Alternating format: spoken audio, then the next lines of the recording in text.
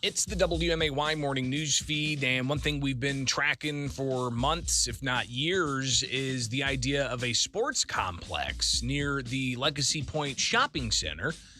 And that is now becoming even more clear. It's going to be happening, and we've got an update here on the WMAY morning news feed with Scott Dahl from the Springfield Visitors Bureau to tell you what the latest development is.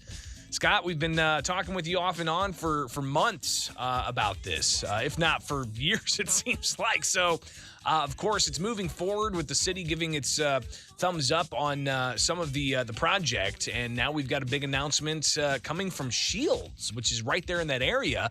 Tell us what's going on here, and good morning. Good morning, Greg. Appreciate the invite. Yeah, what exciting news to see Shields make another investment in Springfield and become the naming rights for the new sports park. Very exciting for us. So do we know what the name's going to be? Is it going to be like the Shields Sports Park, or has that been announced yet? Yeah, the Shields Sports Park at Legacy Point will be the name. And again, Shields has made that commitment, just like they have the past decade here in Springfield. So with this project, of course, there's going to be some public investment and there's going to be some private investment. What all are we looking at that's going to be coming, and how is it going to be attracting the sports families from all over? Well, this creates a brand new market for the city of Springfield, sports tourism. We dabbled in it, but we just haven't had the facilities to really dive into sports tourism. We're talking about a market that'll generate 65,000 room nights a year, 250,000 visitors, 30 million plus in economic impact. So big news for the city. You know, for 3 years, we've been talking about get the city to 60%. We thought we were going to make it there in 2020. Obviously, that didn't happen. But we do anticipate with the adding sports tourism that will blow by 60% and maybe even move towards 70%. And what is that you're talking about there, the 60 or 70%? Oh, I'm sorry. We're talking about citywide hotel occupancy. Oh, I got you. Okay, yeah.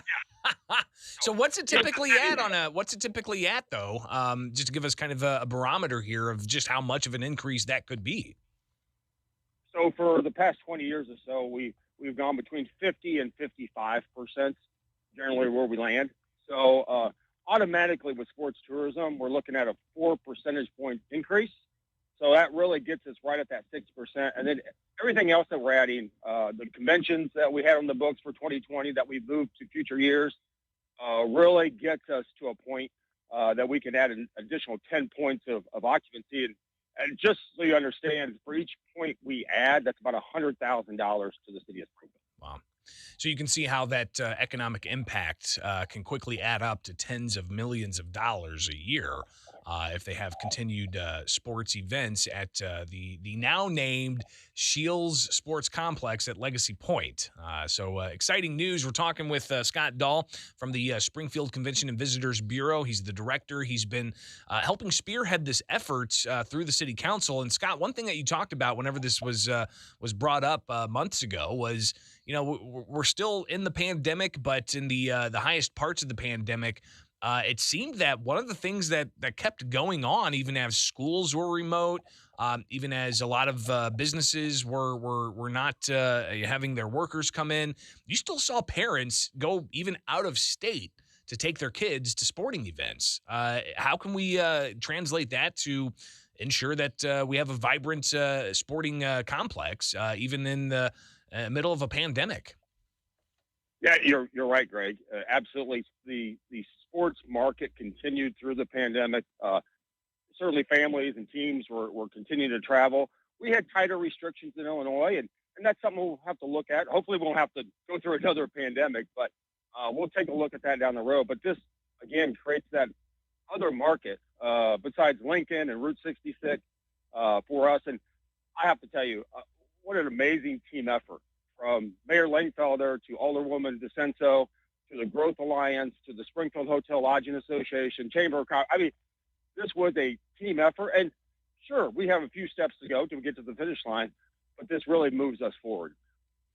Scott Dahl with the Springfield Convention and Visitors Bureau here on the WMAY morning news feed at 7:16. I'm Greg Bishop. And Scott, if we could just touch base, not necessarily just the sports complex, which is great news.